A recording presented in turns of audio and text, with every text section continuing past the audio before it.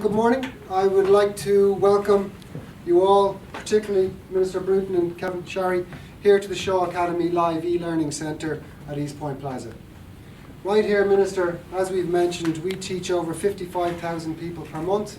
That's the equivalent to 660,000 per annum. And to put this in context, if we were to take all the full-time and part-time undergraduates from all the universities in Ireland and combine them and multiply them by 3, well then that would be the equivalent of just slightly less of what we deliver annually in terms of students here.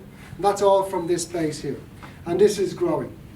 It's a fantastic honour and a testament to our success that the Minister has taken time from his very busy pre-election schedule to be with us to announce 40 new jobs that we are creating with the support of the Department of Jobs, Enterprise and Innovation through Enterprise Ireland. This is on the back of the 60 jobs that we've already created in the last year here in Dublin with the support of Enterprise Ireland. And this growth is set to continue. I'm also very happy to say that we have our neighbour here, Kevin Sherry from Enterprise Ireland, and Kevin is an Executive Director at Enterprise Ireland with responsibility of global business development.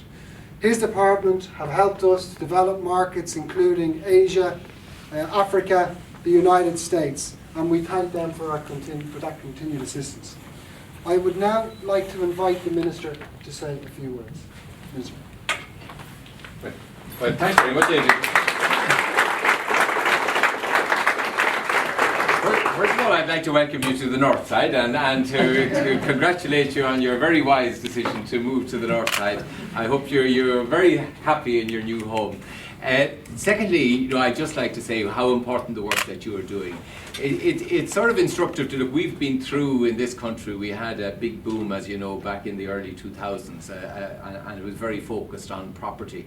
And now we're having to rebuild in the wake of the collapse of that. But it's instructive to see the difference of the sort of employment that we're creating now compared to then. At that stage, only 1% of the new jobs that were created in those apparently boom years were focused on export markets. 66% were on either construction or public service. The complete reverse now is the situation. 45% of the new jobs are coming from enterprises who focused on diverse export markets. They're in all sorts of areas, whether it be in food, in technology, in financial services, in loads of different sectors. And that has given us a much broader base and a solid platform to grow on. And I think that's a huge change. And none is more exciting than the sort of space you're in yourself, where you combine both education, which is a hugely growing demand throughout the world, but also combining it with the digital platform that you offer. So it's really exciting that Ireland and companies coming out of Ireland are able to take leadership positions in what's a truly global market that you're contesting. And that's really where our ambition must lie. We're a small open trading economy. We must be capable of playing globally in markets like this. And that's where I think Enterprise Ireland and Kevin Sherry's organisation comes in. They have been pioneering the support of companies from their very start-up phase right through their internationalisation. They're looking at their processes, looking at their technologies and opening up markets for them.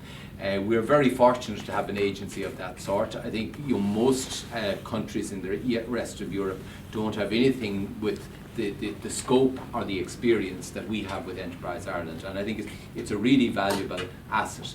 We need to create an engine here that's sustainable to grow the ambitions that we all have for our country. And the key really is this capacity to at least half of the new jobs have to be coming from earning from outside of the country. That's the way the global world is going. You can't, if you allow domestic ambitions run ahead of your capacity to build an external market that will support it, you will fail. So that's what I think is really exciting about this recovery, that it is companies like your own, it's workers like you have here, the sort of staff you have, that has created this new image and capability for Ireland, and it's something that we very much appreciate, but we're also conscious that it's something that has to be continuously supported, and we have to, as a government and as a country, make the right investments in education, in the infrastructural networks, in the types of access to finance that allow companies like yourselves to grow and prosper. And I think that's very much what we've been about over the last number of years, and Enterprise Ireland is core to it.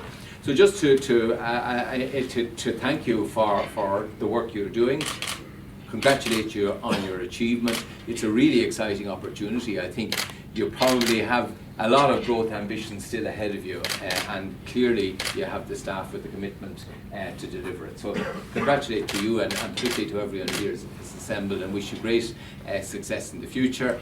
And I'm sure a nice sunny day like this, you can walk along the seafront to get inspiration if you need to take a few minutes off. So you have a lovely location here, and I hope it's a great success for you all. Thanks very much.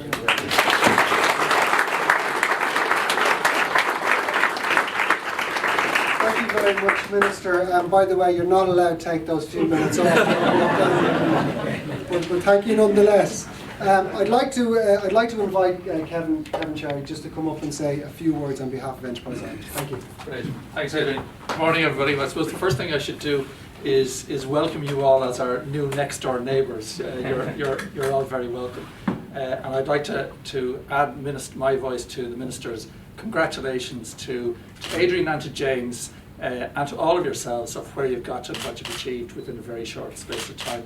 It's great to see a new neighbour such as yourselves, who are also a client of ours, who have grown so rapidly and actually done something really innovative in terms of the way that you've approached the market. And I think that lots of people talk about companies who engage in disruptive technology, and sometimes it can people's eyes can glaze over. But I think what you're doing here is truly disruptive. It's a new way of interacting with people and training people globally. And it's fantastic to see a team like yourselves here operating in 7 different languages around the globe, and being able to interact with them, not just as a group but also individually.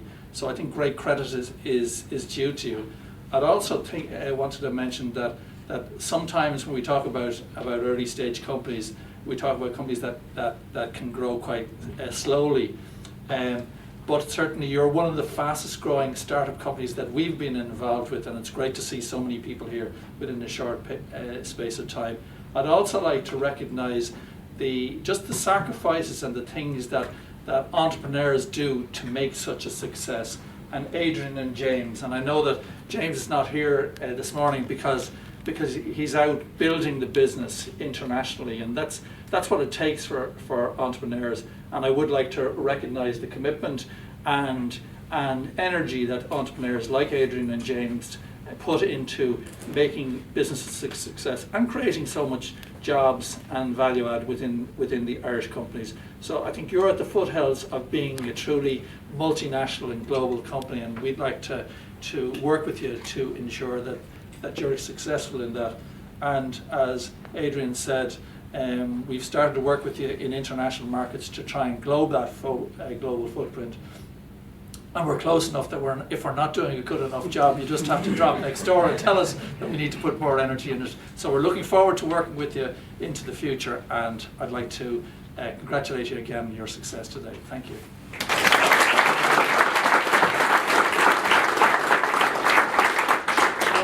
Thank you very much, Kevin. And just in relation to that, we do keep track of what time the lights go off at over there, and they go off quite late. So, Kevin, we very much look forward to creating more jobs with the continued support of Enterprise Ireland in the near future. And thank you for that. So, today, to wrap up, today is yet another great milestone in the story of Shaw Academy and now the broader Shaw Education Group. We started this business, James and I, in February 2012, exactly a year after the current Fine Gael coalition government came in to effect. And at that time, there was still economic blood on the streets, okay? Banks were not lending and the country was facing financial abyss. At the time, there was also plenty of seriously talented people who could not get work. There was also a sense of recovery. You could actually touch it, you could smell it, you could feel it. And during this current government's tenure, we've been able to create 200 full-time staff in Ireland and overseas. We've grown top and bottom line revenues by 300% year on year. We are the largest live online educator on the planet, and that's something we should be very, very proud of. And this is all without any debts, any loans, any financing, and we've only just begun, okay? Apart from the support that Enterprise Ireland have come in now to help us out in the past year, we've done this without bank help. And it's just a testament of what, in an economy like this, with the right leadership in government, what you can do if you put your minds to it. But it is quite unique what we've done, okay? It's not typical for companies to grow to this level with all these full-time staff without any financing. So how have we achieved this, okay? We've achieved this because we're extremely passionate about what we do. We've achieved this because we provide live interactive education as opposed to checking in to an online library that 9 out of 10 people don't complete courses. We have over 60% completion rates. We've achieved this because we are committed to changing people's lives through the practical, job-ready skills we provide. And we've achieved this because we live in a great country, the proverbial land of saints and scholars, Columbanus, but now with absolutely fantastic internet connectivity. And that's why we moved here to East Point, to benefit from that. So our job growth is set to continue, with lots of new knowledge jobs being created here in Ireland with support roles overseas. This current government has given us a great environment in which to work. So thank you for that, Minister. And as I mentioned earlier, Minister, I heard that you also grew up in Meath, okay? And so did I, the Royal County. And I also note, on a more serious note, that earlier this month you launched a Mid-East Action Plan for Jobs, part of a €250 million initiative for a regional job strategy. And that's very, very important. And reading into that, you're looking to ensure the flow of critical skills to enterprises in that region. And that includes places like Meath, it includes places like Kildare, it includes places like Wicklow. And that is a very, very worthwhile initiative, because we can appreciate the hit that that region took during the recession and what you've done since then. So well done. So as part of what we do, I would like to pledge to you, Minister, 10 million worth of skills-based education from the Shaw Academy. Okay, to put this in context, this equates to approximately 2,100 courses per month provided by the Shaw Academy, or a little over 3% of our current students. Okay, I would like this to be made available for this initiative and any other appropriate government initiatives to achieve your party's plan of creating 200,000 new jobs by 2021. I know your government's top priority, because you've stated it, is to create more jobs and better jobs that pay. Taoiseach Enda Kenny has stated work, not welfare, is the way out of poverty. And this makes a huge amount of sense to us. And to get those better jobs, we all know they will need to access the kind of practical skills we provide to make them job ready. They need these skills without geographic access barriers.